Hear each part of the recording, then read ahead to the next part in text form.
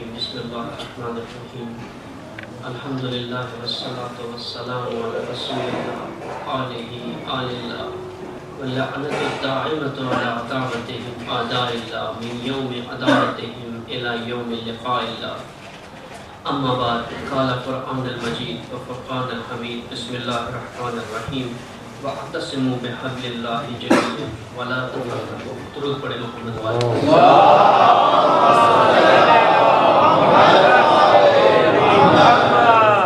سب سے پہلے آپ سب مومنین کو، برادران اہل تسنن جو یہاں موجود ہیں، ان کی خدمت میں اور ساری امت مسلمہ کی خدمت میں مبارکبادی پیش ہے. ان ایام کی جو جشن مولود رسالت مآب رحمت للعالمین حضرت محمد مصطفیٰ 2 تاریخیں ہمارے پاس رسالت مآب کی ولادت کی موجود ہیں. ہمارے برادران اہل تسنن کے نزدیک 12 ربیع الاول اور شیعہ مکتب میں 17 ربیع الاول. اس سے کوئی فرق نہیں پڑتا کہ تاریخیں مختلف ہیں یا اختلافات ہیں تاریخ میں. خود اہل تشیع کے اندر ائمہ کی ولادت اور شہادت کی بہت سی تاریخوں میں بھی اختلافات ہیں، لیکن کچھ نادان ایسے ہیں جو ان اختلافات کو تفرقے میں بدل دیتے ہیں، لیکن کچھ بابصیرت ایسے بھی ہوتے ہیں جو ان اختلافات کو ہی سبب بنا دیتے ہیں اتحاد کا اور بہتر. اور انہی بابصیرتوں کی فہرست میں سب سے اعلیٰ، سب سے بلند جس کا مقام ہے، جس شخص کا، جس ہستی کا، وہ امام خمینی رحمۃ اللہ علیہ ہے، جنہوں نے ان ایام کو، اس ہفتے کو ہفتہ وحدت مسلمین قرار دیا اور ساری امت مسلمہ سے التماس کی کہ مل کر ان ایام میں آ کر کے اپنے اختلافات کو دور کریں اور ایک امت واحدہ بنے، جس کی طرف قرآن نے بھی دعوت دی ہے. موضوع بہت طولانی ہے اور تفصیل چاہیے اسے، خود وحدت اسلامی، لیکن اتنی فرصت نہیں ہے یہاں پر.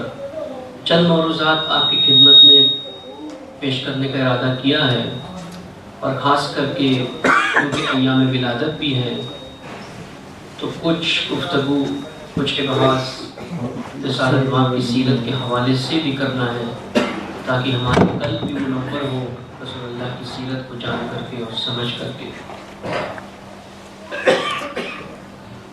اس موضوع کے حوالے سے وحدت اسلامی، جس کی طرف قرآن نے بھی بہت ہی شدت کے ساتھ تفرقے کی تنبیہ کی ہے اور وحدت کی طرف بلایا ہے، اس لیے کہ وحدت دین کے بنیادی ارکان میں سے ہے. اللہ سبحانہ و تعالیٰ نے انسان کو خلق کیا اور خلق کر کے انسان کو اس کو اپنے حال پر نہیں چھوڑا، کیونکہ انسان ایسی مخلوق ہے جسے اپنی نجات کا سفر خود کرنا ہے. انسان کو اللہ نے انسان بنا کر کے نہیں بھیجا، بننے کے لیے بھیجا. سبحان اللہ. اور اس بننے کے سفر کے لیے اللہ سبحانہ وتعالیٰ کا لطف ہے، کرم ہے کہ اللہ نے انسان کو ایک نظام ہدایت دیا. یہ نظام ہدایت ایک بہت ہی زیبا، خوبصورت نظام ہے، اور اپنی خوبصورتی کے ساتھ یہ ایک جامع نظام ہے جس میں جامعیت موجود ہے. یہ نظام جو انسان کو ضابطہ حیات عطا کرتا ہے کہ انسان کو کیسی زندگی گزارنا ہے اس دنیا میں، اسی کا نام دین ہے. دین انسان کا ضابطہ حیات ہے. اگر اس ضابطے حیات کے تحت انسان زندگی گزارے تو اسے جو حاصل ہوتا ہے وہ دنیا میں سعادت ہے اور آخرت میں نجات ہے. اور انہی اسی دینی ضابطے کو انسان تک پہنچانے کے لیے اللہ نے الہی کتابیں بھیجی اور کتابوں کے ساتھ انبیاء کو بھیجا جنہوں نے آ کر کے ان الہی ضابطوں کو کی ترویج کی اور جہاں جہاں امکانات تھے نفاذ بھی کیا، اس کا نافذ کیا اسے۔ انہی ضابطے حیات میں سے ایک مہم ضابطہ وحدت اسلامی ہے۔ وحدت اسلامی ایک ایسا موضوع نہیں جسے ہم کہیں کہ آپشنل ہے، اگر وحدت ہو تو اچھا ہے، نہ ہو تو کوئی مسئلہ نہیں ہے، نہ، بنیادی ارکان میں سے ہے اور لازمہ ہے دین کا کہ وحدت ہو۔ مسلمانوں کے درمیان لا تفرقوا، قرآن پکار کر کے کہتا ہے تفرقہ نہ کرو۔ اسی قرآن کریم کی ایک سورہ بقرہ کی آیت ہے، اگر صرف اس سے تھوڑا سا استدلال کریں تو ایک بہت ہی خوبصورت نقطہ قرآن یہاں پر پیش کرتا ہے، جس سے یہ بنیادی مشکل جو مسلمانوں کی ہے وہ حل ہو جاتی ہے۔ کیا وحدت واقعی واجب ہے یا وحدت کی طرف ہمیں جانا چاہیے، نہیں جانا چاہیے؟ کان الناس امتا واحدتا فبعث اللہ نبینا مبشرین و منذرین۔ قرآن کہتا ہے ہم نے انسان کو ایک امت واحدہ بنایا، ہم نے انسان کو امت واحدہ بنایا۔ اس کے بعد انسان کے درمیان انبیاء کو مبعوث کیا جو مبشرین اور منذرین ہیں، کس لیے؟ تاکہ وہ آ کر کے لوگوں کے درمیان اختلافات کو دور کرے۔ یعنی بنیادی طور پر، فطرتی طور پر انسان کے اندر وحدت ہے، انسان کو مواحد بنایا ہے اللہ نے۔ تفرقہ جو ہے وہ ایجاد ہوا ہے۔ آج ہم سمجھ رہے ہیں کہ ہمیں وحدت کو ایجاد کرنا ہے، نہ، تفرقہ ایجاد ہوا ہے۔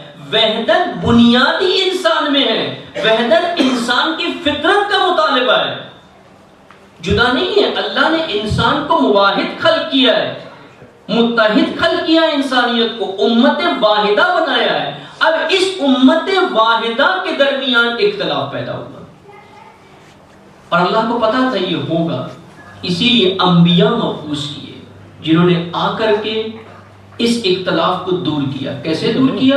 کتاب الہی سے دور کیا۔ لیکن اس کے بعد کیا ہوا؟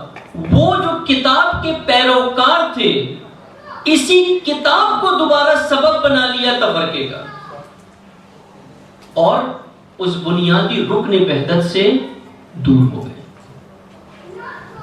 یعنی بہت ہی خوبصورت نقطہ قرآن نے یہاں پر پیش کیا کہ تمہیں پلٹنا ہے اس نقطہ وحدت کی طرف۔ وَأَعْتَصِمُوا بِحَبْلِ اللَّهِ، مضبوطی کے ساتھ اللہ کے حبل کو تھام لو۔ کیسے تھام لو؟ نہ صرف تھام لو، جمیعاً تھام لو، مجموعاً نہیں، جمیعاً، فرق ہے۔ مجموعاً تھامنے میں اور جمیعاً تھامنے میں فرق ہے۔ میں مثال دوں تاکہ بات سمجھ میں آئے۔ ایک مسجد ہے، وہ نماز کا وقت ہوتا ہے، ایک شخص آتا ہے نماز پڑھ کر چلا جاتا ہے، پھر دوسرا آتا ہے نماز پڑھ کر چلا جاتا ہے، پھر کوئی اور آتے ہیں نماز پڑھ کر چلے جاتے ہیں۔ اب آپ پوچھیں کہ اس محلے کے مومنین نے نماز پڑھی اس مسجد میں؟ آپ کہیں گے سب نے نماز پڑھی ہے، مجموعاً سب نے نماز پڑھی ہے، لیکن کیا بات جماعت پڑھی ہے؟ نہیں، با جماعت نہیں پڑھی، جمیعاً نہیں پڑھی ہے۔ ایک ایک کر کے آ کر کے اسی مسجد میں نماز پڑھی ہے، لیکن جدا جدا آ کر کے نماز پڑھی ہے۔ یہ مجموعاً ہے، جمیعاً نہیں ہے۔ جمیعاً اس وقت ہوگی جب ایک ساتھ آ کر کے ایک صف میں کھڑے رہ کر کے ایک ساتھ نماز ادا کرے۔ قرآن کیا کہتا ہے؟ حبل اللہ کو تھامے۔ کیسے تھامے؟ جمیعاً تھامے۔ یہ نہ ہو کہ ایک اپنی مسجد میں بیٹھ کر کے کہیں میں نے حبل اللہ کو تھام لیا ہے، دوسرا اپنے مرکز میں بیٹھ کر کے کہیں میں نے حبل اللہ کو تھام لیا ہے۔ ہر ایک دعویٰ کرے کہ ہم نے حبل اللہ کو تھام لیا ہے، اللہ کی رسی کو بھلے تھام لیا ہے لیکن جمیعاً نہیں تھاما ہے۔ جب تک جمیعاً نہیں تھامو گے وحدت نہیں۔ وحدت کی شرط یہ ہے کہ اللہ کی رسی کو مضبوطی سے تھامے. لا تفرقوا، اگر تفرقہ کیا، نہیں تھاما، جدا ہوئے، کیا نکلے گا نتیجہ تفرقے کا؟ تفرقے کا نتیجہ یہ ہے کہ تمہارے اندر، مسلمانوں کے اندر کمزوری پیدا ہوگی. قرآن کہتا ہے ویسے نہ بنو جیسے تفرقہ کرنے والے ہیں.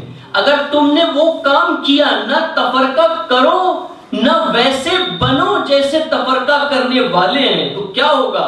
تمہارے اندر کمزوری آ جائے گی، تمہارا رشد، تمہاری ارتقاء، تمہارا ڈیولپمنٹ رک جائے گا اور تم پسماندگی کے شکار ہو جاؤ گے، جو آج ہے ساری دنیا میں. آج مسلمان دنیا میں ذلت اور رسوائی کا شکار ہے. ہر جگہ مسلمان مشکلات میں ہے، ہر جگہ. کوئی یہ نہ سمجھے کہ صرف شیعہ مارا جاتا ہے، شیعہ سنی، ہر جگہ آپ جا کر کے دیکھیں امت مسلمہ میں کیا ہو رہا ہے اس وقت.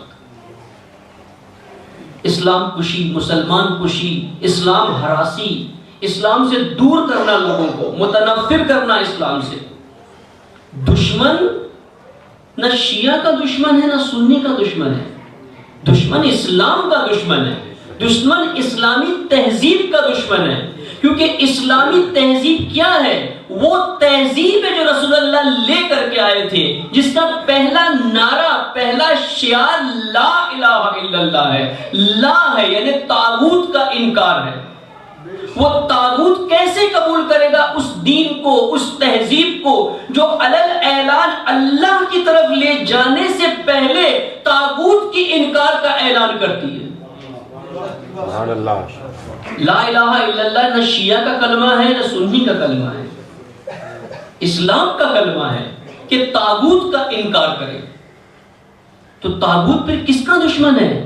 لا کو چھوڑ کر کے اللہ کی طرف آئے. طاغوت اللہ کا دشمن ہے، نہ شیعہ نہ سنی کا دشمن ہے.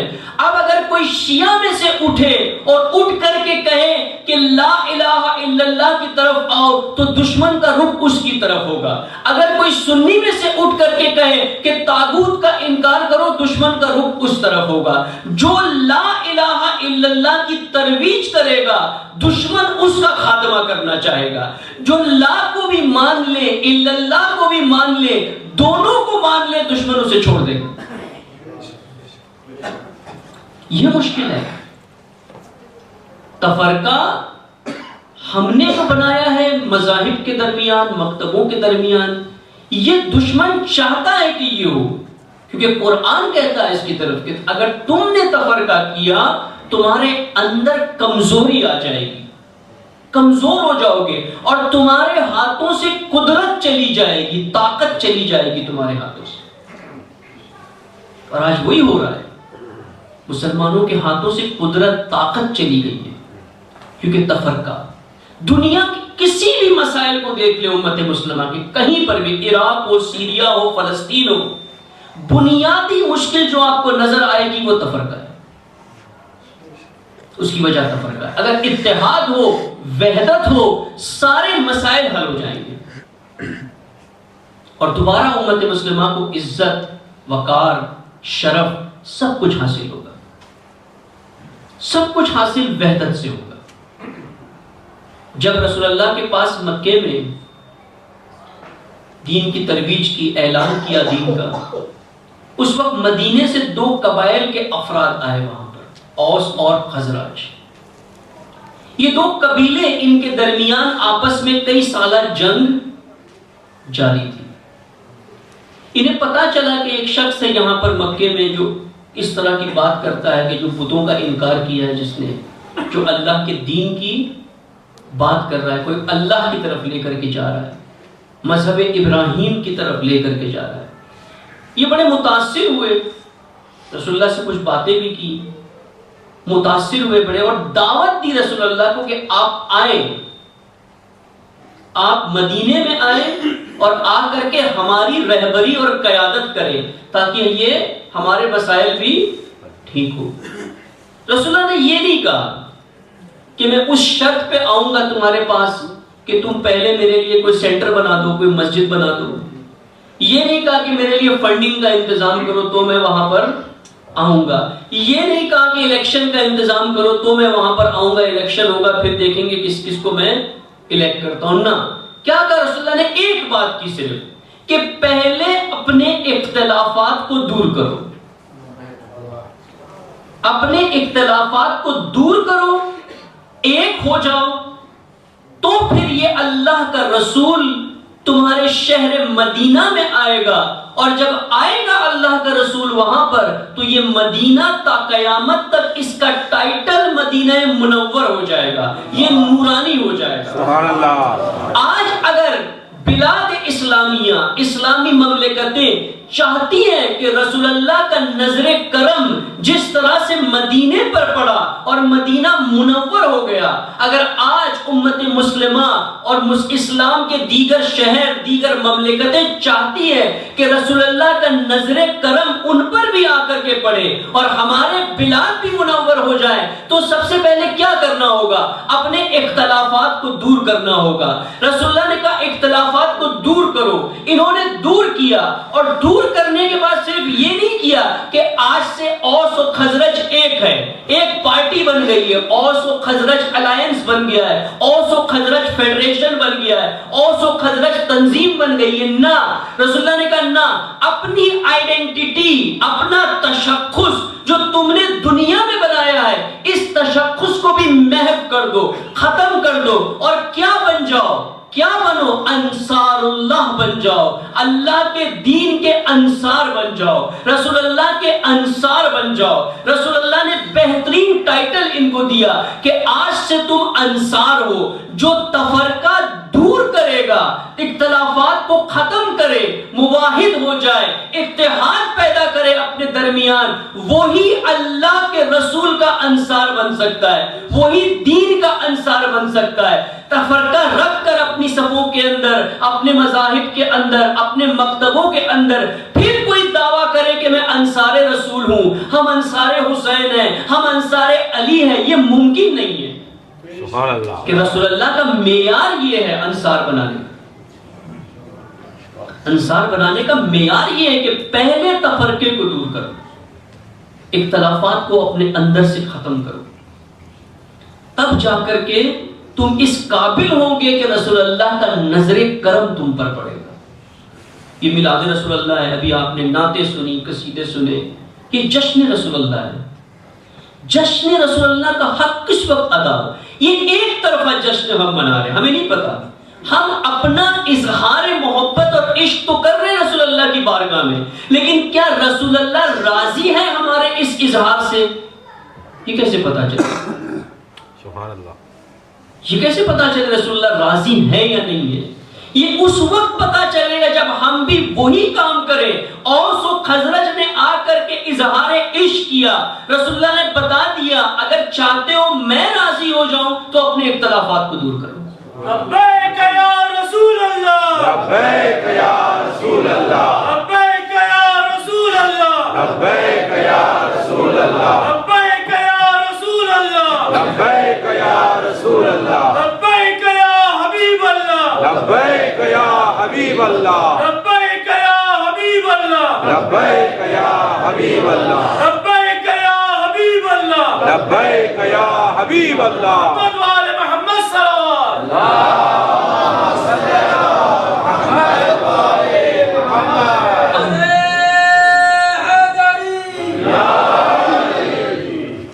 سارے انبیاء اور بالخصوص خاتم الانبیاء کی کوشش صرف دو نقطوں کے طرف رہی ہے. ساری 1,24,000 انبیاء کی زندگی کا اگر مطالعہ کریں, دو اہم کام انبیاء نے کیے. ایک, خدا پرستی کی طرف بلایا, توحید کی طرف بلایا, اور دوسرا کام اختلافات کو دور کیا, وحدت قائم کی. دو کام انبیاء نے کیے, دو کام. اور اتفاق یہ ہے, ٹریجڈی یہ ہے ہمارے ساتھ کہ ان دونوں کاموں سے جو انبیاء نے کیا امت مسلمہ دور ہو چکی, پس پش ڈال دیا ہے. قرآن کہتا ہے نا کہ کچھ تم میں سے ایسے ہیں جنہوں نے کتاب الہی کو پس پش ڈال دیا ہے. پس پش ڈالنے سے مراد کیا ہے مراد یہ نہیں ہے کہ اس کا انکار کر دیا ہے کہ ہم کتاب الہی کو نہیں مانتے. اس سے مراد یہ ہے مانتے ہیں کہ یہ کتاب الہی ہے لیکن اس کے پیچھے نہیں چلیں گے, اسے اپنی پیٹھ کے پیچھے ڈال دیں. یہ ہمارے پیچھے چلیں, ہم اس کے پیچھے نہیں چلیں گے. ہم اپنی خواہشات کے پیچھے چلیں گے, اپنی انانیت کے پیچھے چلیں گے, اپنی قبائلیت کے پیچھے چلیں گے, اپنی لسانیت کے پیچھے چلیں گے, اپنی تنظیموں اور حزب کے پیچھے چلیں گے. قرآن ہمارے پیچھے چلے. قرآن کہتا ہے کچھ ایسے ہیں جنہوں نے کتاب الہی کو پس پش ڈال دیا ہے اور یہی تفرقے کی بنیاد ہے. تعلیمات رسول اللہ کو پس پش ڈال دیا ہے جس کی وجہ سے تفرقہ ہے. مذمت کی ہے قرآن نے شدید تفرقے کی طرف. رسول اللہ کو دیکھیں آپ, حدیث نورانی ہے رسالت ماہ میں کہ مومنین ایک پیکر کی طرح ہے, ایک جسم کی طرح ہے. ہر مومن جو ایک جسم کی باڈی کا حصہ ہے. ایک اعضا اگر تکلیف دے, ایک انگلی میں اگر سوئی لگ جائے, ایک انگلی میں چوٹ آ جائے, سارے جسم کو وہ تکلیف محسوس ہوتی ہے. لیکن آج ہوتی ہے یہ کام؟ نہیں ہوتا. فلسطین میں مرتا ہے کوئی, شہید ہوتا ہے, وہاں پر مارا جاتا ہے, دنیا میں دوسرے بیٹھے کوئی فکر نہیں ہو. اگر فلسطین میں کوئی شہید ہوتا ہے, شیعہ سمجھتا ہے وہ سنی ہے, مجھے اس کی کیا پڑی ہے. نائجیریا میں کوئی مارا جاتا ہے, سنی سمجھتا ہے وہ شیعہ ہے, ہمیں اس سے کیا لینا دینا. اور رسالت مآب رسول اللہ کی تعلیمات کیا ہے کہ ایک پیکر ہے, اگر ایک اعضا کو تکلیف ہو سارے جسم کو تکلیف محسوس ہونی چاہیے. دیکھیں کس طرح سے تعلیمات سے دور ہو گئے. یہ تفرقہ ابھی ہے, اس کے اوپر اور گنجائش ہے صحبت کی کہ بحث کرنے کی کہ کہاں سے آتا ہے, یہ کیا ہے, اس کے عناصر کیا ہے, وہ شر پسند عناصر کیا ہے جنہوں نے تفرقہ ڈالا ہے, کیسے ڈالا ہے. خود یہ ایک بڑی گفتگو چاہیے اس کے لیے کہ کیسے آتا ہے تفرقہ, کیسے وجود میں آتا ہے, کون ہے جو یہ لوگ کرتے ہیں, کیوں کرتے ہیں, کیا مفاد ہے.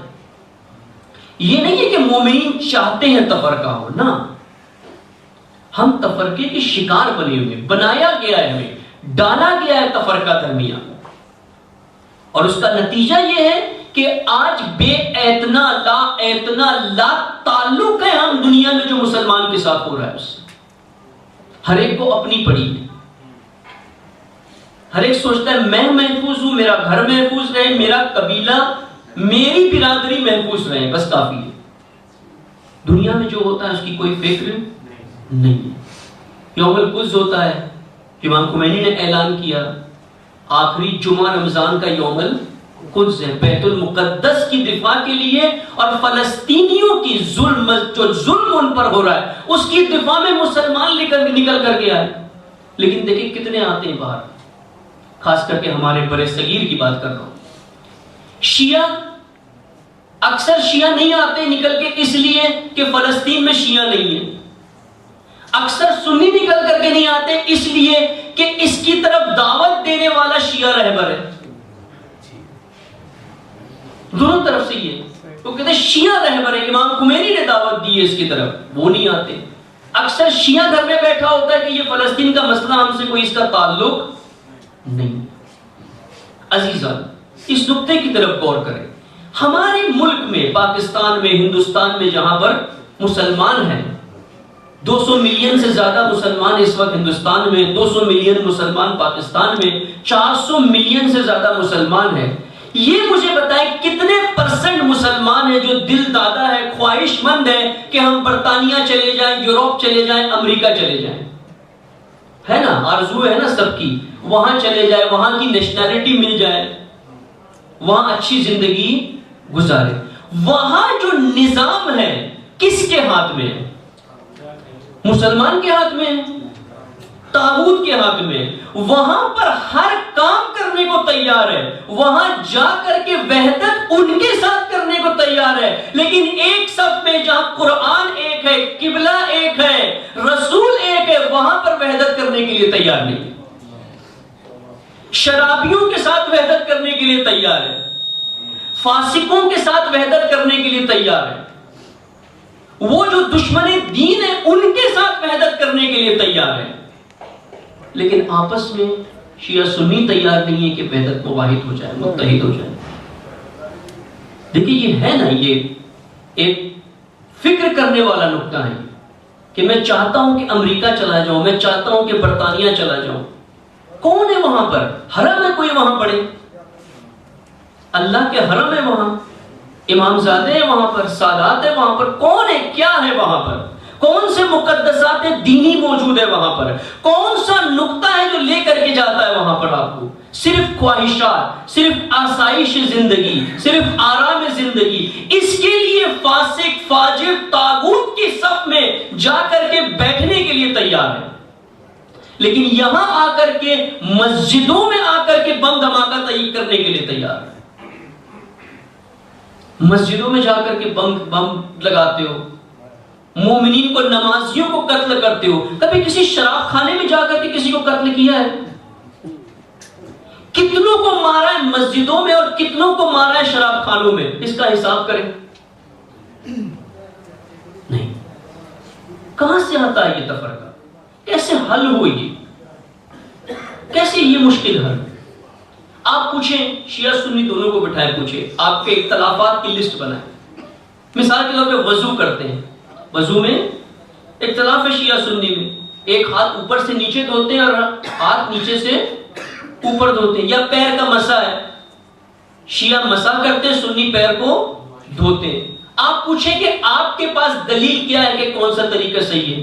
شیعہ کہے گا قرآن کی یہ آیت ہے، سنی بھی کہے گا قرآن کی یہی آیت ہے، وہی قرآن وہی آیت، اسی کو اختلاف کا سبب بنا لیا۔ دونوں ایک ہی آیت سے استنباط کر رہے ہیں کہ یہ آیت بتاتی ہے مجھے مسح کرنا ہے، وہ کہتا ہے نہ یہ آیت کہتی ہے مجھے دھونا ہے۔ تو کیسے مشکل حل ہو؟ یا تو یہ مسئلہ ہے کہ قرآن میں تضاد ہے، یا یہ مان لیں قرآن میں تضاد ہے، قرآن میں تضاد نہیں ہے، تو پھر مشکل کہاں ہے اور یہ مشکل کیسے حل ہو؟ آج اگر مارتا ہے کوئی مسلمان کو، اسے پوچھے دلیل کیا ہے تمہاری، کہے گا قرآن۔ قرآن کہتا ہے کافرین کو جا کر کے قتل کرے۔ کافر کون ہے؟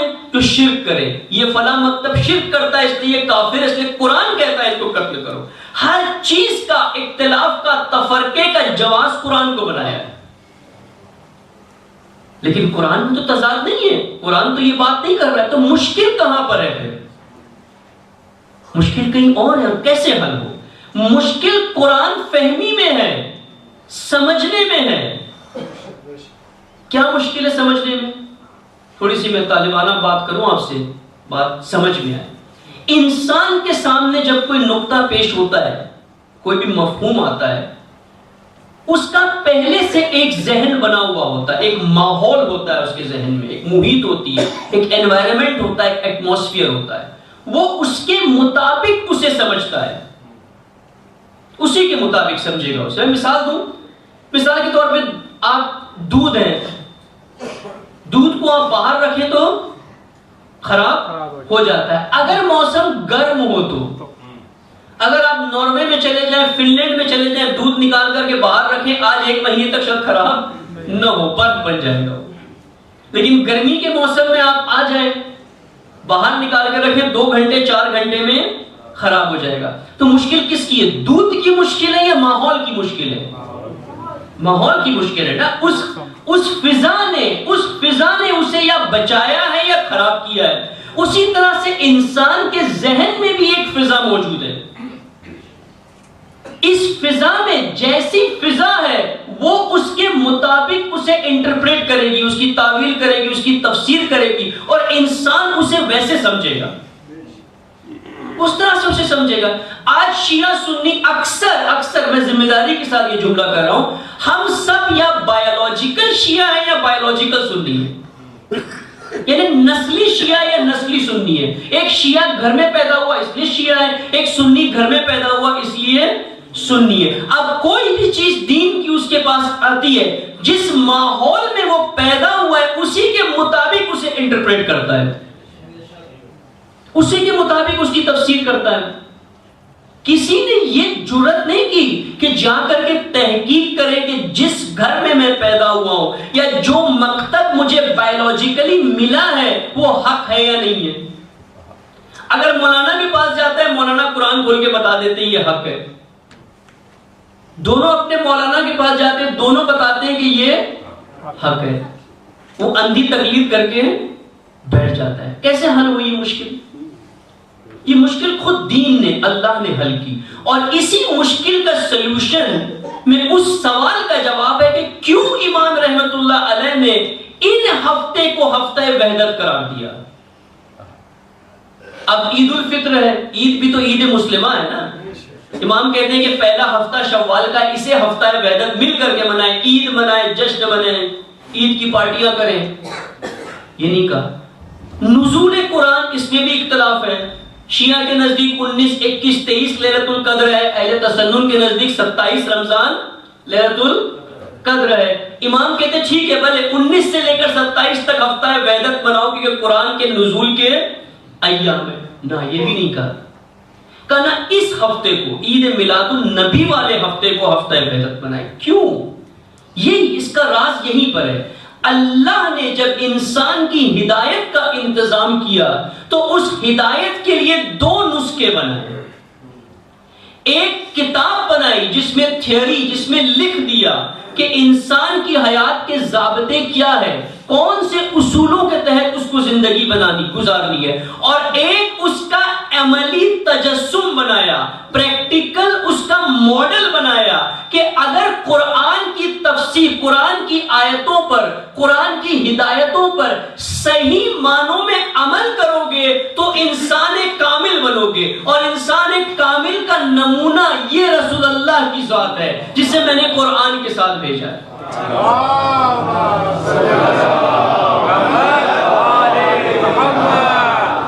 یہیں سے وہ راز، وہ کوڈ جو ہے وحدت کا، وہ یہاں سے کھلتا ہے کہ وحدت کیسے ہو سکتی ہے.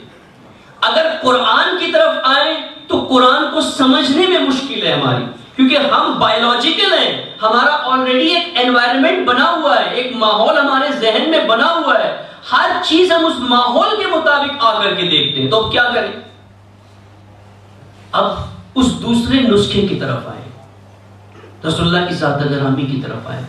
اب رسول اللہ بھی ہدایت کا منبع ہے، قرآن بھی ہدایت کا سورس ہے، لیکن رسول اللہ کی ہدایت کے منبع میں کئی عنوان قرآن نے ڈسکس کیے. ایک عنوان پہلا کا آمنا برسولہ، اللہ کے رسول پر ایمان لاؤ. صرف اللہ کے رسول پہ ایمان نہ لاؤ، ہر چیز جو اللہ کے رسول لے کر کے آئے اس پر بھی ایمان لاؤ. ایمان سے مراد یہ نہیں ہے کہ صرف نعرہ لگا دے کہ میں ایمان لے کر کے آئے ہوں. رسول اللہ کے سامنے آئے کچھ بدو آ کر کے کہا آمنا، ہم ایمان لے کر کے آئے. فوراً قرآن کی آیت نازل ہوئی کہ تمہارا امتحان لیا جائے گا. ایسے نہیں ہے کہ چھوڑ دیا جائے گا آپ کو. ایمان، اگر ایمان کا دعویٰ کیا ہے تو امتحان لیا جائے گا. ایمان ہر چیز پر لاؤ. اللہ کے رسول کتاب لے کر کے آئے اس پر ایمان لاؤ. اللہ کے رسول مدینہ میں نظام لے کر کے آئے اس پر بھی ایمان لاؤ. نہ صرف یہ کہ مان لو، ایمان لاؤ، باور کر لو کہ یہی راستہ درست راستہ ہے. پھر ایک عنوان ذکر کیا قرآن نے اللہ کے رسول کے حوالے سے کیا ہے، وہ ہے تمسک کرو. تمسک یعنی جو راستہ رسول اللہ نے اختیار کیا ہے چسپ کر لو اپنے آپ کو، جوڑ لو اس راستے سے، چھوڑو نہیں اس راستے کو. اور پہلے دن سے جو پہلا راستہ رسالت مآب نے اختیار کیا وہ کیا تھا؟ لا الہ الا اللہ، توحید، طاغوت کا انکار. قریش نے آ کر کے کئی جتن کیے رسول اللہ کو راضی کرنے کے لیے. کبھی کہا کہ ہم آپ کو اپنا سردار بناتے ہیں، کبھی کہا کہ ہم آپ کو بہترین خوبصورت عورت لا کر کے ازدواج کراتے ہیں، کبھی کہا کہ مال دیتے ہیں آپ کو، کبھی کہا کہ معاذ اللہ اگر آپ کو کوئی مرض ہے، کوئی بیماری ہے تو ہم اس کے لیے بہترین طبیب ڈھونڈ کر کے لاتے ہیں عربوں میں سے. کسی کو بھی قبول نہیں کیا. کیا کہا رسول اللہ نے کہ میرے ایک ہاتھ میں سورج، ایک ہاتھ میں چاند لا کر کے رکھ دے تب بھی میں اللہ کے دین کو، خدا پرستی کو نہیں چھوڑوں گا. یہ تمسک میں رسول ہے. اگر اللہ کے رسول سے تمسک کرنا ہے، سیرت پہ آنا ہے، تمسک کرنا ہے، تو یہ ہے کہ جس چیز کو اللہ کے رسول نے نہیں چھوڑا اور جس کو نہیں قبول کیا، آپ بھی اسی راستے پر چلیں. یہ نہ ہو کہ ہم تابوت کی صفوں میں جا کر کے بیٹھنے کو تیار ہو جائیں. یہ نہ ہو کہ ہم ان کے ساتھ ایڈجسٹ کرنا شروع کر دیں، ان کے ساتھ کمپرومائز کرنا شروع کر دیں کہ رسول اللہ نے کہیں کمپرومائز نہیں کیا، کہیں ایڈجسٹمنٹ نہیں کیا. یہ ایک تمسک ہے. پھر ایک چیز جس کی طرف کثرت سے قرآن نے کہا، اطیع اللہ و اطیع رسول، اللہ کے رسول کی اطاعت کرو. اطاعت کرو. اطاعت یعنی کیا؟ اطاعت یعنی جو رسول اللہ نے کہا کرنے کے لیے وہ کرو، اور جس سے روکا اس سے رک جاؤ. یہ ہے اطاعت کا بہت سادہ سا ڈیفینیشن. مطیع بن جاؤ. اللہ کے رسول نے کہا نماز پڑھو، نماز پڑھو. کہا شراب مت پیو، شراب مت پیو. کہا زنا نہ کرو، نہ کرو. جھوٹ مت بولو، مت بولو. ایک دوسرے سے محبت کرو، محبت کرو. یہ اطاعت ہے. لیکن اطاعت سے بھی رسول اللہ سے جو لینا ہے اس کا حق ادا نہیں ہوتا. صرف اطاعت سے بھی. اطاعت ایک درجے تک ہے، اس کے آگے بڑھنا ہے مومن کو. میں آپ کو مثال دوں. آپ کے بچے ماشاءاللہ جو ہیں شادی شدہ ہیں، ان کے بچے بھی ہیں. بہت سے ایسے بچے ہیں جو اطاعت نہیں کرتے والدین کی، لیکن جو تربیت کرتے والدین وہ بچپن سے اطاعت کرتے ہیں. بچے جو کہتا ہے والد وہ بیٹا کرنے کے لیے تیار ہوتا ہے. والد کہتا ہے اسکول جاؤ، بچہ اٹھ کر کے اسکول چلا جاتا ہے. والد کہتا ہے کھیلنے نہیں جانا، ایگزام ہے، وہ نہیں جاتا ہے. یہ اطاعت ہے. جو باپ کہے، ماں کہے وہ کرے، جس سے روکے وہ نہ کرے. لیکن باپ جو ہے وہ انجینئر ہے، بیٹے سے پوچھے آپ کیا بننا چاہتے ہو، وہ کہے گا میں پائلٹ بننا چاہتا ہوں. وہ کہے گا مجھے ہوائی جہاز اڑانا ہے. باپ کو ممکن ہے سائیکل بھی چلانی نہیں آتی ہو، لیکن بیٹا کہتا ہے مجھے پائلٹ بننا ہے. بیٹا وہ کام کرنے کو تیار نہیں ہے، اس طرف جانے کو تیار نہیں ہے جہاں پر باپ ہے. باپ ممکن ہے کرتا پاجامہ پہنتا ہو، بیٹا شرٹ اور پینٹ پہننا پسند کرتا. آپ کیا کہیں گے یہاں پر؟ یہ بیٹا مطیع ہے یا نہیں ہے؟ مطیع ہے. جو باپ کہتا ہے وہ کرنے کو تیار ہے. لیکن یہ جو بننا چاہتا ہے کچھ اور ہے. یہ باپ جیسا بننا نہیں چاہتا. بننے میں فرق ہے. باپ کو اس نے اپنا رول ماڈل نہیں بنایا ہے، رول ماڈل کسی اور کو بنایا ہے. ماڈل کسی اور کو. اسی لیے قرآن نے کہا اطاعت پر آ کر کے نہ رکنا. لقد کان لکم رسول اللہ فی اسوۃ الحسنہ. رسول اللہ کو اسوہ بناؤ، تاسی بنو. جیسے رسول اللہ ہے ویسے بنو. یعنی کیا مراد ہے؟ بہت سی چیزیں رسول اللہ نے ممکن ہے کہیں نہیں ہو زبان سے، لیکن جو طرز زندگی تھی اس طرز زندگی کو اختیار کرو. اسی کا نام سیرت ہے. اگر طرز زندگی تمہاری ویسی ہو جائے گی جیسی رسول اللہ کی طرز زندگی ہے، شیعہ کی اور سنی کی، یہ وہ نقطہ ہے جہاں پر وحدت ہوگی. اگر طرز وہی ہے زندگی کی جیسی رسول اللہ کی تھی تو خود بخود وحدت کی طرف انسان بڑھ جائے گا. کیونکہ رسول اللہ کی زندگی کے انداز میں کہیں تفرقہ نہیں تھا. رسول اللہ نے کہیں بھی کسی کے مقدسات کی توہین نہیں کی. اگر ہماری طرز زندگی بھی یہی ہو جو رسول اللہ کی تھی، ہم بھی کسی کے مقدسات کی توہین نہیں کریں گے. سیرت وہ باب ہے، سیرت وہ پہلو ہے رسول اللہ کی ذات کا جس نقطے پر آ کر کے اتحاد ہو سکتا ہے. اسی لیے امام خمینی نے عید میلاد النبی والے ہفتے کو ہفتہ وحدت قرار دیا، تاکہ اس ہفتے میں سیرت نبوی کی طرف آؤ. سیرت نبی بھی وہ نقطہ ہے جس پر آ کر کے بڑی آسانی سے اتحاد ہو سکتا ہے. کیونکہ سیرت کو تم مس انٹرپریٹ نہیں کر سکتے ہو. قرآن کو اپنی فہم کے مطابق غلط لے سکتے ہو، لیکن سیرت کو نہیں لے سکتے، کیونکہ ایک ماڈل جو تمہارے سامنے ہے. اس بلڈنگ میں 4 اگر کھڑکیاں ہیں یہ ماڈل ہے. اب کوئی یہ نہیں کہہ سکتا یہاں 6 ہیں اور کوئی یہ کہے کہ یہاں 2 ہے. نہ، جو ہے وہ آنکھوں کے سامنے ہے. آنکھیں دیکھ رہی یہ سیرت کو اب کوئی انکار نہیں کر سکتا. میں مثال دوں, اب عبداللہ ابھی ایام عذابی گزرے, قیام کیا یزید کے خلاف, یزید کے خلاف قیام کیا. کہیں پر حکم نہیں ہے کہ قیام کرو, لیکن جب یزید جیسا شخص حاکم بن گیا, حسین ابن علی کی سیرت یہ تھی کہ یزید کو قبول نہیں کرنا. آج شیعہ ہو یا سنی ہو, کسی کو اس بات پہ اختلاف نہیں ہے کہ حسین ابن علی کو یزید کو قبول کر لینا چاہیے تھا یا یہ صحیح نہیں کیا, کیونکہ سیرت بتاتی ہے, یہ سیرت میں اختلاف نہیں ہو سکتا. اگر قول دیا ہوتا ابا عبداللہ نے کہ اگر یزید ہے تو تمہیں قیام کرنا چاہیے, تو ممکن تھا لوگ آ کر کے اپنے فہم کے مطابق اسے انٹرپریٹ کرتے کہ یہ اس دور کے لیے تھا, اس دور کے لیے نہیں ہے. یہ سیرت ہے. سیرت یعنی طرز کو سمجھنا. ہم نے کنفیوز کر دیا ہے, سیرت کو آ کر کے اطاعت میں اور سنت میں آ کر کے مخلوط کر دیا. جسے ہم سنت کہتے ہیں, در حقیقت وہ سیرت ہونا چاہیے, نہ صرف سنت. ہم سمجھتے ہیں رسول اللہ نے کھایا وہ چیز ہمیں کھانی چاہیے, یہ سیرت ہے. نہ, انداز غذا کیا تھا رسول اللہ کا. ایک, رسول اللہ حرام نہیں کھاتے تھے, حلال کھاتے تھے. اگر رسول اللہ کی سیرت پر مان لے, تاثیر بن جائے, تو نہ شیعہ نہ سنی کوئی ایک لقمہ حرام کا نہیں کمائے گا. اور جب لقمہ حرام شکم میں نہیں جائے گا تو قلب بھی سخت نہیں ہوگا. جب قلب سخت نہیں ہوگا تو خود بخود تفرقہ اپنے آپ کم ہو جائے گا. یہ سیرت, اگر سیرت کو اپنائے.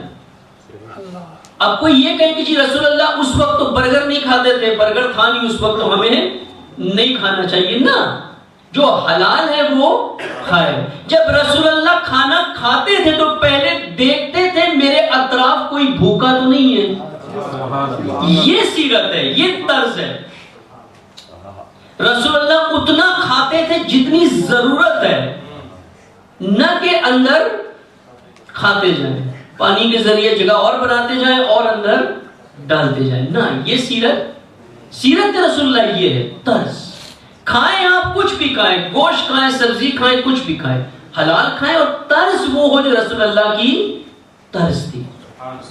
رسول اللہ کی طرز زندگی کیا تھی. ایک نقطہ سیرت کا جو صرف یہ وقت نہیں ہے اتنا میں یہاں بیان کروں, جو وحدت سے متعلق بھی ہے, کہ رسول اللہ ظالمین کو قبول نہیں کرتے تھے,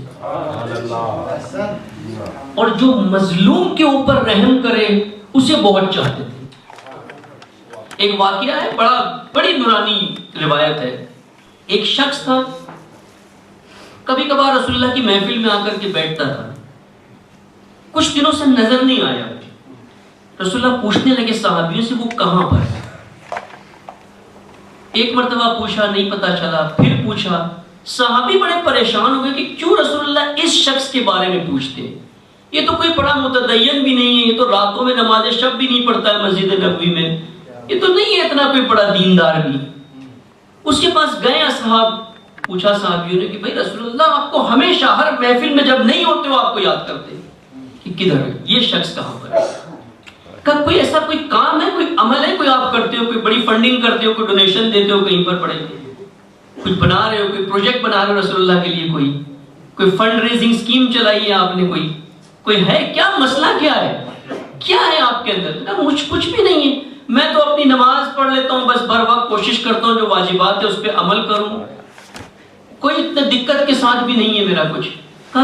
کچھ تو ہوگا نا, کیا ہے ایسا کہ رسول اللہ کے رسول آپ کو یاد کریں, ہمیں نہیں یاد کرتے, آپ کو اتنا یاد کرتے ہیں. اس نے سوچ کے کہا کہ شاید ایک بات ہو, شاید.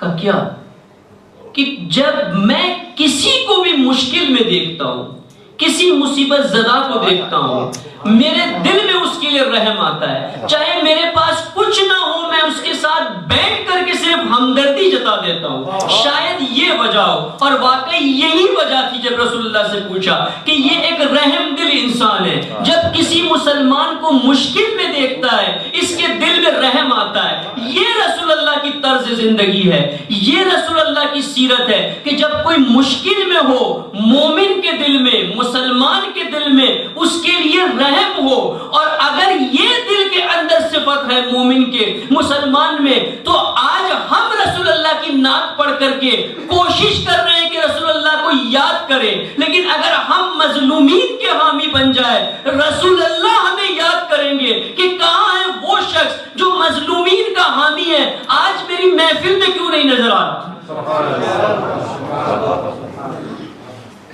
ہم کوشش میں ہیں کہ کسی طرح سے رسالت ماپ کو راضی کرے، اظہار کر کے، نہ رسول اللہ کو راضی کرنے کے معیارات کچھ اور ہے، یہ نہیں ہے معیارات جو ہم نے خود ساختہ بنائے ہوئے، یہ تو دنیاوی معیارات ہیں۔ آج کسی بڑے وزیر کو بلا لیں یا بیٹھ کر کے اس کی حمد و ثنا کریں کہ آپ بڑے اچھے منسٹر ہیں، آپ بڑے اچھے آفیسر ہیں، آپ فلاں کام کریں، وہ خوش ہو جائے گا، اس کا سینہ پھول جائے گا کہ میری اتنی تعریف ہو رہی ہے۔ لیکن اللہ کے اولیاء اس طرح سے نہیں ہے۔ اگر ہم اللہ کے اولیاء کے سامنے یہ بات کریں کہ یا رسول اللہ آپ رحمت للعالمین ہو، رسول اللہ پوچھیں گے میں رحمت للعالمین ہوں، لیکن تو یہ بتا کیا تو اپنے گھر کی چار دیواری میں بھی رحمت کرتا ہے کسی پر؟ اگر آپ کہیں رسول اللہ آپ وہ ہو جس نے امت مسلمہ کو ظلمت سے نکال کر نور کی طرف لے کر کے آئے، رسول اللہ پوچھیں گے ہم سے بتا تیرے اندر نور ہے یا تو ظلمت میں گرا ہوا ہے، تاریکیوں میں گرا ہوا ہے؟ یہ طرز ہے۔ جب یہ طرز اپنائیں گے تب جا کر کے اتحاد ہو سکتا ہے، تب جا کر کے تفرقہ دور ہو سکتا ہے۔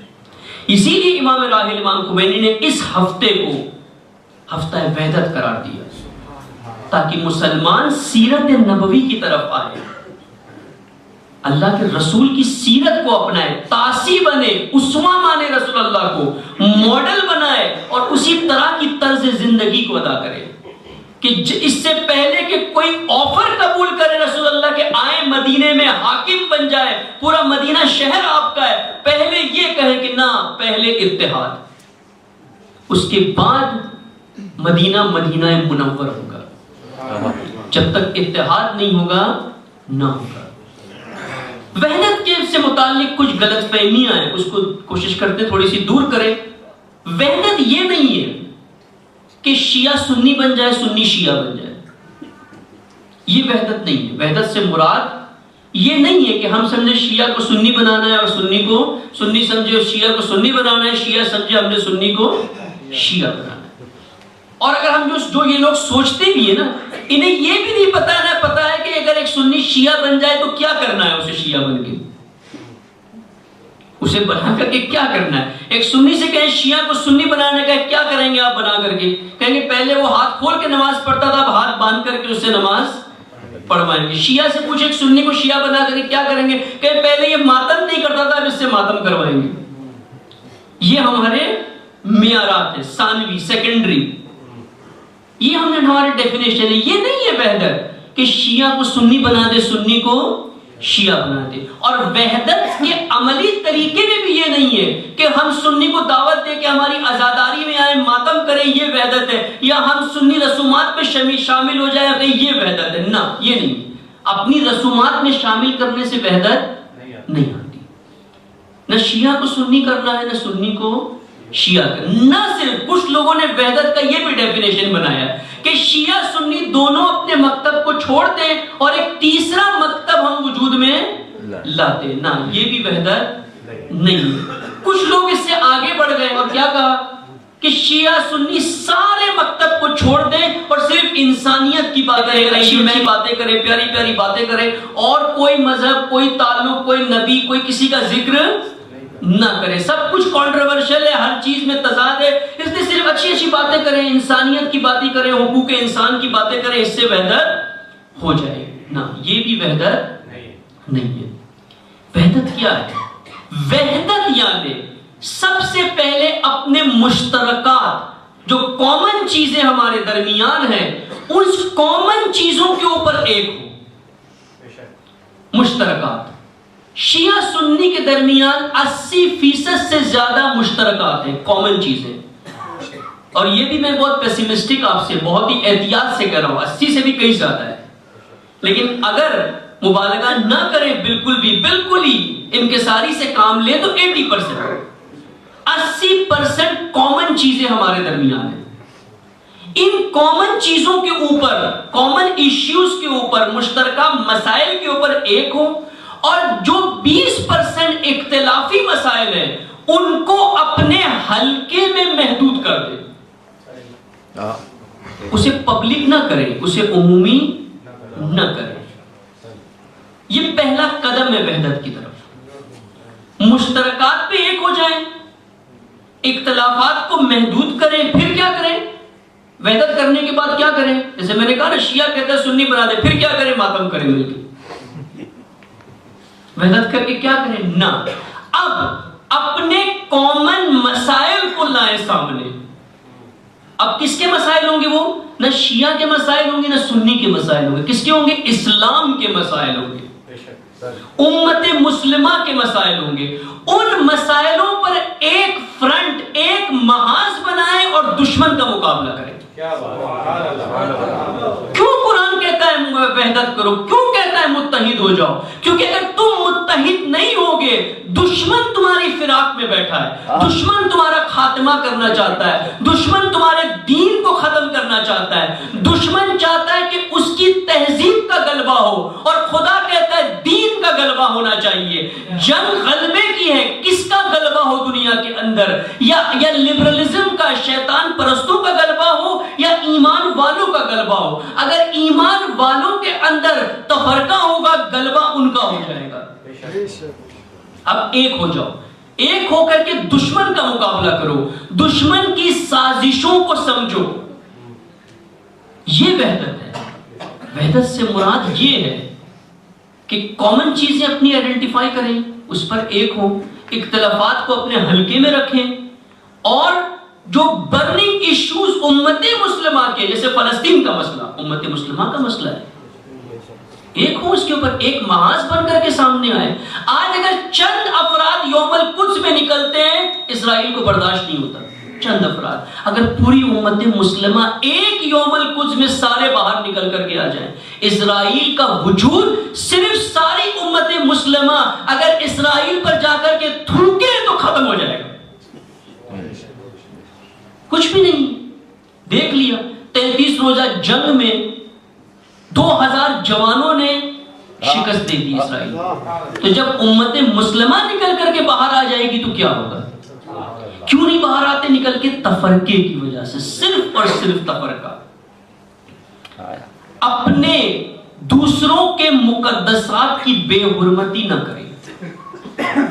یہ بہت اہم نکتہ ہے. بے حرمتی نہ کریں. رہبر معظم نے بھی یہ فرمایا، امام خمینی نے بھی یہ فرمایا کہ جو شیعہ اور سنی میں تفرقہ ڈالے، ایک دوسرے کے مقدسات کی بے حرمتی کرے، وہ نہ شیعہ ہے نہ سنی ہے. اگر شیعہ بھی نہیں ہے، سنی بھی نہیں ہے، تو پھر کون ہے؟ وہ مسلمان بھی نہیں ہے. تو کیا کرنا چاہیے مسلمان کو؟ جو مسلمان بھی نہیں ہے، جو مسلمان نہیں ہے، اسے اسلام اجازت نہیں دیتا کہ اپنے حرم میں آنے دے، اپنے حریم میں آنے دے. ایسے افراد جو مقدسات کی توہین کرے، جو اصحاب رسول کی توہین کرے، جو اموات رسول کی توہین کرے، ان کو اپنے حرم میں نہ آنے دے، یعنی اپنی مسجدوں میں نہ آنے دے، اپنے امام بارگاہوں میں نہ آنے دے، اپنے منبروں میں نہ آنے دے. چاہے کوئی بھی ہو، کسی بھی مکتب سے ہو، چاہے شاعر ہو، خطیب ہو، ذاکر ہو، علامہ ہو، آیت اللہ ہو، مفتی ہو، کوئی بھی ہو، جو کفر کے فتوے دیں ایک دوسرے مکتب کے اوپر، نہ ان کو نہ آنے دیں. ان سے اعلان براعت کرے، براعت کا اعلان کرے کہ یہ نہ شیعہ ہے نہ سنی ہے، یہ سرے سے مسلمان نہیں ہے. اگر کوئی شیعہ یہ کام کہتا ہے، علل اعلان کرے کہ اس شخص کا ہمارے دین سے کوئی تعلق نہیں ہے، یہ شیعہ نہیں ہے. شیعہ کو پہچانے تسنن برادر سے.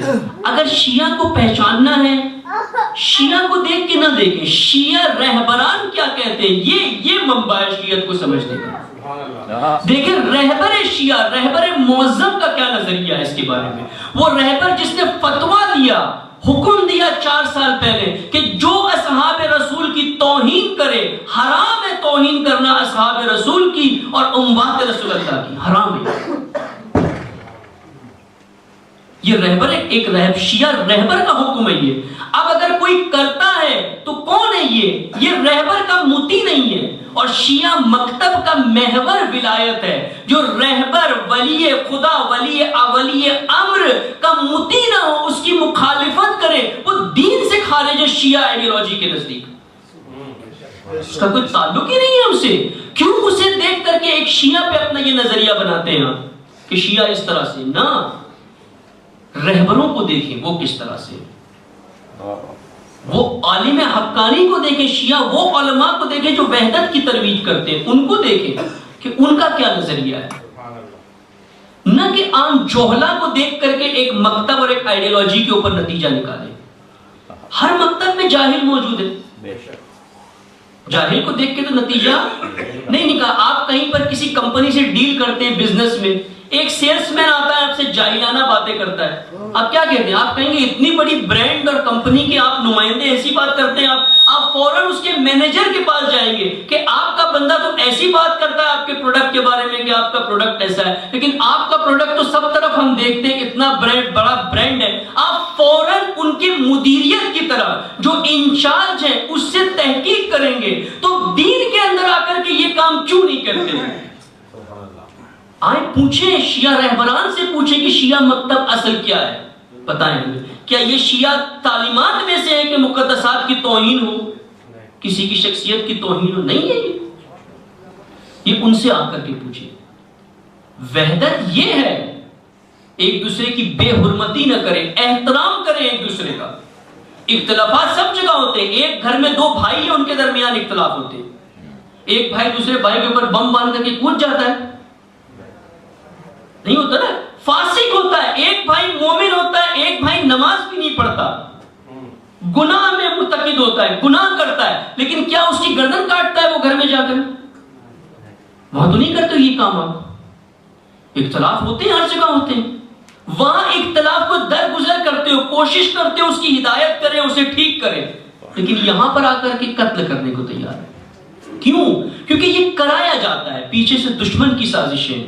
دشمن یہ کام کرتا ہے. آج دشمن کے پاس دو ایسی ایجنسیاں ہیں جو دنیا میں بھرپور کام کر رہی ہیں. ایک CIA، ایک MI6.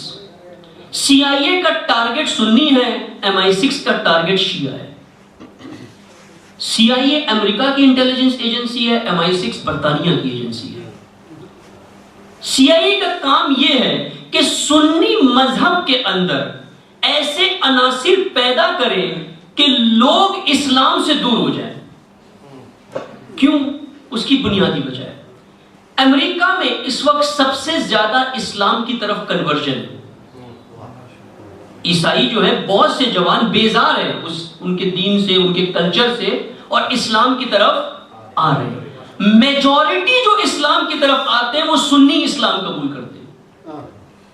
اور اس کی بھی ایک وجہ ہے کہ سنی اسلام میں دعوت اسلامی کا بہت خوبصورت کانسیپٹ ہے جو شیعوں کے پاس محروم ہے. شیعہ دعوت اسلامی، شیعوں کو دعوت کہے تو لنگر ذہن میں آتا ہے. دعوت اسلامی یعنی شیعوں کے نزدیک لنگر ہوتا ہے، کھانا. دعوت یعنی اسلام کی طرف بلانا، یہ ہے ان کے یہاں، اور اس کے اثرات نظر آتے ہیں. کنورژن ہوتا ہے. یہ کنورژن سنی مذہب کی طرف زیادہ ہو رہا ہے اس وقت. اسلام ہراسی، جس کی طرف رہبر نے بھی کہا، اسلام ہراسی ایسے گروہ پیدا کرے سنی مذہب کے اندر جو درندے وحشت ناک ہو، جنہیں دیکھ کر کے ایک عام انسان پورے دین اور مکتب سے خوف زدہ ہو جائے. اس سے کیا ہوگا؟ اب اسلام کی طرف آنا لوگوں کا کم ہو جائے گا. دوسرا MI6 کا کام ہے شیعوں کے اندر ایسے علماء، ایسے خطیب، ایسے ٹی وی چینل، ایسی انٹرنیٹ کی ویب سائٹیں ایسی بنائیں، ایسی فنڈنگ کریں جس کے ذریعے تفرقہ. دو کام کرتی ہے یہ ایجنسی شیعوں کے اندر. ایک، تفرقہ پیدا کریں تاکہ نفرت پیدا ہو شیعہ سنی کے درمیان، اور دو، شیعہ کو اپنی مرکزیت یعنی ولایت یعنی مقام معظم رہبری ولی فقی سے دور کریں، کیونکہ وہی اصل دین کا محور ہے. اگر ولایت سے دور ہو جائیں گے، اس مرکز سے دور ہو جائیں گے، تو کسی اور مرکز کے تابع جائیں گے. وہ مرکز ان کو تفرقہ سکھائے گا، اور وہی دشمن چاہتا ہے. آج دونوں دشمن کی زد میں. وہی ہمارے استاد بزرگ کی مثال ہے جو بہت خوبصورت مثال ہے، اگر سمجھے تو ہمارے اندر شعور ہونا چاہیے اتنا. ایک کتے کو جب پتھر مارتے ہو آپ تو کتا کسے کاٹنے دوڑتا ہے؟ پتھر کو یا اس مارنے والے کو؟ مارنے والے کو نا. پتھر کو، پتھر لگا آ کر کے پتھر ہے لیکن پتھر کو نہیں کاٹتا، مارنے والے کے پیچھے جاتا ہے. ایک حیوان کے اندر اتنا شعور ہے کہ اسے پتا ہے کہ میرا اصلی دشمن پتھر نہیں ہے، یہ مارنے والا ہے. تو مسلمانوں میں کم از کم حیوان جتنا شعور ہونا چاہیے کہ انہیں پتا چلنا چاہیے کہ اصل دشمن کون ہے، نہ کہ یہ پتھر ہے جو مجھے آ کر کے لگ رہا ہے. اصل دشمن اس کے پیچھے ہے جو پتھر کو چلا رہا ہے. یہ سمجھنے کی ضرورت ہے، وہاں پر اتنا شعور ہمارے اندر ہونا چاہیے. تفرقہ انگیز عناصر کو دور کریں اپنے درمیان سے، دونوں شیعہ سنی. کوئی اگر فتویٰ دیتا ہے وہاں سے بیٹھ کے کفر کا، اسے باہر کرے اپنی صفوں سے. اور کوئی آ کر کے شیعوں میں سے اگر مقدسات کی توہین کرتا ہے اسے اپنی صفوں سے باہر نکالے. عزیزان، وحدت درس سے نہیں قائم ہوتی ہے، درس سے نہیں ہوتی ہے. وحدت پر درس دینے سے وحدت نہیں قائم ہوتی ہے. وحدت کے لیے عملی اقدامات چاہیے، پریکٹیکل سٹیپس چاہیے. وحدت کے لیے سب سے پہلے دل سوز اور درد چاہیے. درد مند انسان وحدت قائم کرتا ہے، نہ درس مند انسان. درس مند انسان تو چاہتا ہے کہ تفرقہ ہو تاکہ اس کو کچھ موضوع مل جائے، کوئی میٹر مل جائے جس کے اوپر وہ چھیڑے، اپنی قوم کو بٹھا کر کے دوسرے کی بات کرے تاکہ ان کو مزہ آئے اور پھر مجھے داد ملے اور میرا فائدہ اس سے ہو. درد مند انسان یہ نہیں چاہتا. امام خمینی درد مند ہے، اسی لیے وحدت کے داعی ہے. منادیان وحدت یہی ہے. شیخ سید جمال الدین افغانی جیسی شخصیت، شیخ محمد عبدو مصر کے ایسی شخصیت، حور آملی، علامہ اقبال، یہ وہ ہے جو منادیان وحدت ہے. یہ سارے درد مند ہے. اقبال کی آرزو تھی یہ، اے خدا جو نظر تو نے مجھے دی ہے، جو دل سوزی تو نے مجھے دی ہے، میری قوم کو بھی یہی عطا کر. کیوں یہ درد مند نہیں ہوتے؟ اے باد صبا چاہ کہیو میرا پیغام یہ کملی والے سے. دیکھیں ہم نے نعت پڑھی، ہم نے رسول اللہ کی تعریف کی. اقبال جب نعت پڑھتے ہیں تو ایسے پڑھتے ہیں کہ اے باد صبا، اے اس صبح کی چلنے والی ٹھنڈی ہوا، جا کر کے میرا پیغام دے مدینے میں. اس کملی والے کو میرے پیغام دے، قبضے سے بیچاری امت کی، دین بھی گیا دنیا بھی گیا. دنیا میں بھی پسماندگی ہے، دین بھی گیا. دنیا میں بھی پست ہے، دین کے اندر بھی ہلاکت ہے، دونوں میں ہلاکت ہے. یہ اقبال پیغام پہنچا رہے رسول اللہ کو کہ آپ کی امت بیچاری ہو گئی ہے، ان کے ہاتھوں میں دین بھی گیا دنیا بھی گئی. کیوں کہ تفرقہ ہے. عزت ہے محبت کی قائم، پھر کہ عزت ہے محبت کی قائم، اے قیس حجاب محمل سے. عزت جو گئی، غیرت بھی گئی، محمل بھی گیا، لیلا بھی گئی. تیرے دین کی عزت، اے قیس، اے مجنو، اے عاشق رسول، اے عاشق اللہ، جو تو عشق کے دعوے کرتا ہے، اس عشق کی عزت کس سے باقی ہے؟ یہ عشق اس وقت باقی ہے جب اس کا تقدس باقی ہے. اس کا تقدس وہ محمل ہے. اگر تقدس کی بے حرمتی کرے گا، عزت بھی جائے گئی، محبت بھی گئی، غیرت بھی گئی، سب کچھ گیا تیرے ہاتھوں سے. اگر تم نے محمل اتارنا شروع کر دی تو لیلا بھی چلی جائے گی، پھر لیلا محفوظ نہیں رہے گی. یہ اقبال کی نعت ہے، یہ اقبال کی منقبت ہے، یہ اقبال کا قصیدہ ہے، یہ حکیم امت کا قصیدہ ہے. آج دیکھیں آپ تفرقے کے اوپر اس وقت، میں شیعہ مکتب کی بات کر رہا ہوں، مجھے نہیں پتا اہل تسنن میں کتنی کتابیں ہوگی. صرف تفرقے کے موضوع پر تقریباً 3000 کتابیں اس وقت شیعہ مذہب کے اندر موجود. 3000. اہل تسنن میں تقریباً اتنی ہوگی، شاید زیادہ ہو کم ہو، لیکن سمجھ لیں اتنی ہے. اب آپ وحدت پہ جا کر کے ڈھونڈیں کتنی کتابیں، ڈھونڈے جا کر کے، ریسرچ کریں، آج انٹرنیٹ پہ ڈھونڈے جا کر کے. حوض علمیہ میں جا کر کے دیکھیں کوئی کورس پڑھایا جاتا ہے شیعہ مدرسوں میں، سنی مدرسوں میں وحدت پر؟ نہیں ہے، کچھ بھی نہیں. ایک چند ایسے افراد جو دل سوز درد مند نکلتے ہیں جو اس کی طرف دعوت دیتے ہیں، امام خمینی جیسی شخصیت، اور ہمارے استاد بزرگ عباسی جواد نقوی جیسی شخصیت جنہوں نے پاکستان میں اس پرچم وحدت کو بلند کیا اور وہ مواد تیار کیا، کتاب تیار کی، پروگرامز کی، ایک واقعی عملی اقدام کیا وحدت کی طرف، عملی پریکٹیکل سٹیپ۔ ہم نے اس چیز کو، اس موضوع کو پوری طرح سے نظر انداز کیا ہے کیونکہ سیرت نبوی سے دور ہے۔ اگر سیرت نبوی کی طرف آتے ہیں تو تفرقہ خود بخود ختم ہو جاتا ہے۔ یہ ربط ہے آپس میں، اور اسی رشتے کو جوڑا امام خمینی نے اور اس ہفتے کو ہفتہ وحدت کے نام سے اعلان کیا۔ ایک پورا منشور وحدت چاہیے، یہ نہ ہو کہ ہفتہ وحدت چلے جائے پھر ہم وحدت کو ایک بھول جائیں، پھر اگلے سال انتظار کریں کہ جب 12 ربیع الاول آئے گا پھر وحدت کی بات شروع کریں، پھر سیزن شروع ہوگا وحدت کا۔ نہ، وحدت ہر دن، ہر وقت، ہر لمحہ، ہر جگہ اس کے پریکٹیکل سٹیپس آپ کو لینے ہوں گے ہر جگہ۔ اور پہلے کچھ سٹیپس بڑے آسان ہیں جو بتائیں آپ کے سامنے، کہ اختلافی مسائل کو نہ چھیڑیں ایک دوسرے کے سامنے، مقدسات کی توہین نہ کریں، ایک دوسرے کا احترام کریں، تحمل کریں، تنگ نظری سے کام نہ لیں۔ تنگ نظر انسان کبھی محنت نہیں کر سکتا۔ سینہ شر صدر کو بڑا کریں، اپنا تحمل کریں۔ جب حضرت موسیٰ کو اللہ نے کہا کہ جائے فرعون کے پاس، فرعون طاغوت ہے، کیا کون سی دعا کی، کیا مانگا موسیٰ نے خدا سے؟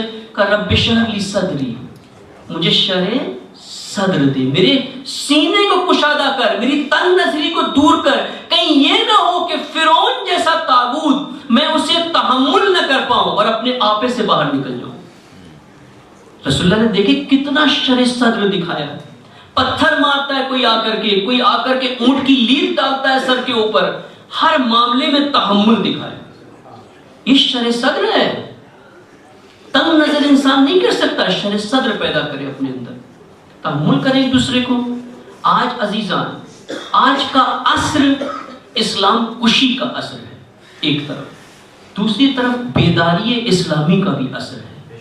ایک طرف اسلام کشی کی طرف دشمن بڑھ رہا ہے، لیکن دوسری طرف ایک نہضت بیداری بھی ہے، اور اس نہضت کا حصہ بنے، بیداری کی ایک تحریک چلائیں، شیعہ سنی کو ایک کریں، متحد ہو، بیدار ہو، آگاہ ہو، اور اپنے کامن دشمن کو پہچانے، مشترکہ دشمن کو پہچانے، اپنے اس تحریک کا حصہ بنے، چاہے کسی کی بھی قیادت میں ہو، کسی کی بھی رہبری میں ہو۔ اہم یہ ہے کہ اس سمت بڑھے، اس جہد کی طرف جائیں، وہ جو رسول اللہ جس کی طرف امت کو لے کر کے گئے، جس کی طرف لے کر کے امت کو چلے، اور ایک مدینہ فاضلہ بنایا۔ اور انشاءاللہ امید ہے کہ جس دن مسلمان متحد ہو جائیں گے، تفرقہ ختم ہو جائے گا، ساری دنیا میں وہی نظام مصطفی ہوگا، وہی نظام ولایت رسول اللہ ہوگا، اور ہر شہر وہی پہلے اول ہجری کا مدینہ منورہ ہوگا اور مدینہ فاضلہ ہوگا، جہاں پر کوئی تفرقہ نہیں، جہاں پر وحدت، جہاں پر ایک دوسرے پر انصار اور مہاجر اپنا سب کچھ ایثار، انفاق کرنے کو تیار ہے۔ وہ قدریں، وہ ویلیوز جہاں پر پھر نظر آئے گی، کہ اسی وقت ہوگا جب ہم سیرت نبوی کی طرف آئیں، تفرقے کو دور کریں۔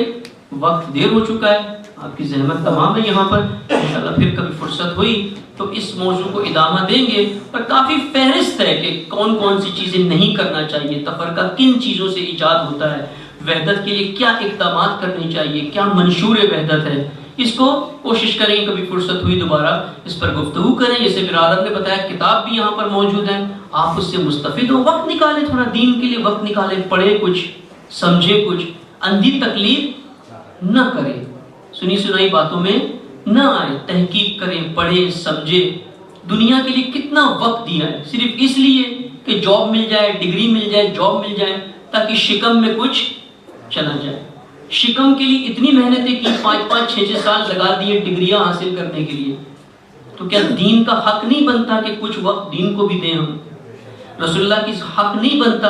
آج اگر رسول اللہ آ جائیں امت مسلمہ میں، ہم سے کیا پوچھیں گے کہ اے مومن بتا تجھے وہ کٹی ہوئی لاشیں نظر نہیں آتی فلسطین میں، وہ سیریا میں، وہ نائجیریا میں، وہ عراق میں، وہ پاکستان میں، ہر روز جہاں پر بموں کے دھماکے میں ہر کوئی شہید ہوتا ہے، نہ کہ صرف شیعہ، سنی عید میلاد کے جشن میں دھماکے ہوئے یہ دشمن نہیں دیکھتا شیعہ کیا ہے سنی کیا ہے. رسول اللہ نہیں آ کر کے پوچھیں گے کہ تجھے یہ نظر نہیں آتا، کیا کیا تو نے اس کے لیے، کون سے اقدامات کیے تو نے کہ اس چیز کو دور کرے. آج واقعی رسول اللہ کا دل درد مند ہے، دل زخمی ہے رسول اللہ کا، یہ دیکھ کر کے جو امت مسلمہ کے حالات ہیں. اس وقت تفرقے کی آگ لگی ہوئی ہے ہر طرف، قتل و غارت ہے. کچھ ایسی مملکتیں ہیں جن کو دشمن نے آلائے کار بنایا ہوا ہے، اسلامی مملکتوں کو، اور وہ اسلام کشی، شیعہ کشی، سنی کشی، انسانیت کا خاتمہ، اقدار کا خاتمہ اور حیوانی صفات کو پیش کر رہی ہے اس وقت. اور ہمیں آگاہ ہونا چاہیے، انانیت کو دور کر کے اپنی ایک ہو کر کے متحد ہو کر کے دنیا میں بھی سعادت حاصل کریں اور آخرت کے لیے بھی اپنی نجات کا انتظام کریں. رسول اللہ کی کملی کا صرف ذکر نہ کریں، رسول اللہ کی کملی کو تھام لے، تھام لے اور کہے یا رسول اللہ لے چلے مجھے وہاں.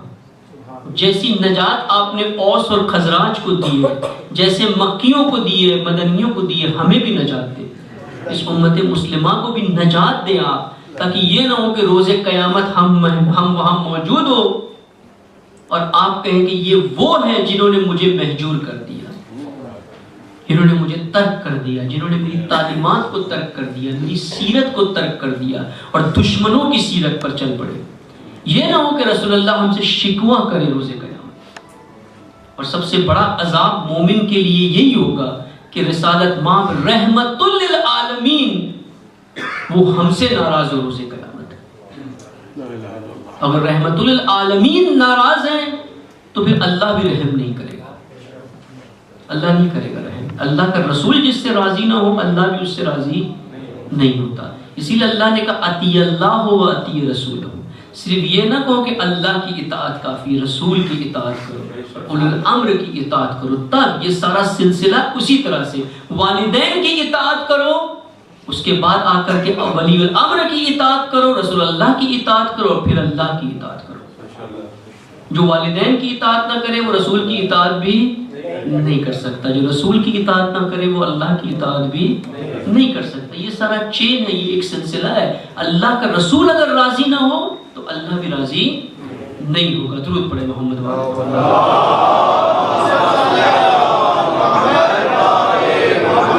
دعا کرتے ہیں ہم اللہ سبحانہ وتعالیٰ سے کہ خداوند متعال اس امت کو واقعی ایک امت متحد، امت واحدہ بنا دے، امت واحدہ بن کر کے وہی کام کرے ہیں خدا جس کا تو نے ہمیں حکم دیا ہے کہ امر بالمعروف اور نہی عن المنکر کریں. ہم اپنے ماحول سے، اپنی اس عالم سے، اس دنیا سے فسق و فجور کو دور کریں.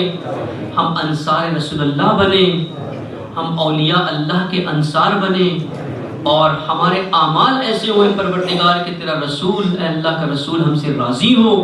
پروردگار ہمیں توفیق دے کہ ہم ویسے ہی خدمت کریں دین کی جو طرز خدمت اللہ کے رسول کا تھا، وہ خدمت جس کے لیے خدا آ کر کے رسول سے کہتا ہے یا ایھا المزمل، اے مزمل ٹھہر جا، تھک گئے ہو آپ، اتنا نہ تھکو. اے خدا ہمیں بھی ایسی توفیق دے کہ تیرے دین کی اتنی خدمت کریں کہ ہم تھک جائیں اور اللہ کا رسول پکار کر کے کہے اے میرے بندے، اے مومن رک جا، تھوڑا سا آرام بھی کر لے. یہ توفیق اللہ ہمیں دے. دشمنان اسلام، دشمنان دین کو نیست و نابود فرما.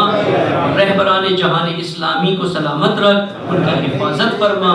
وہ مجاہدین جو دین کی راہ میں دشمنان دین، حقیقی دشمنان دین کے خلاف اس وقت مبارزے میں ہیں، خدا ان کی نصرت عطا فرما. پروردگار جو دین کی راہ میں اپنی جانیں دے چکے ہیں، ان کے یتیم، ان کی بیوائیں جو اس وقت پریشان حال ہے، خدا ان کی مشکلات کو حل فرما. بے حق کے رسالت ماں، بے حق کے رحمت للعالمین. اے خدا جلد از جلد تیرے نبی کی نظر کرم ہم پر بھی آ کر کے پڑے اور ہم بھی نجات یافتہ ہو اور ہمیں بھی اس دنیا میں سعادت ملے. ایک سورہ فاتحہ دیگر مرحومین شہداء اسلام اور بالخصوص شہداء انقلاب اسلامی اور امام شہداء امام خمینی رحمۃ اللہ علیہ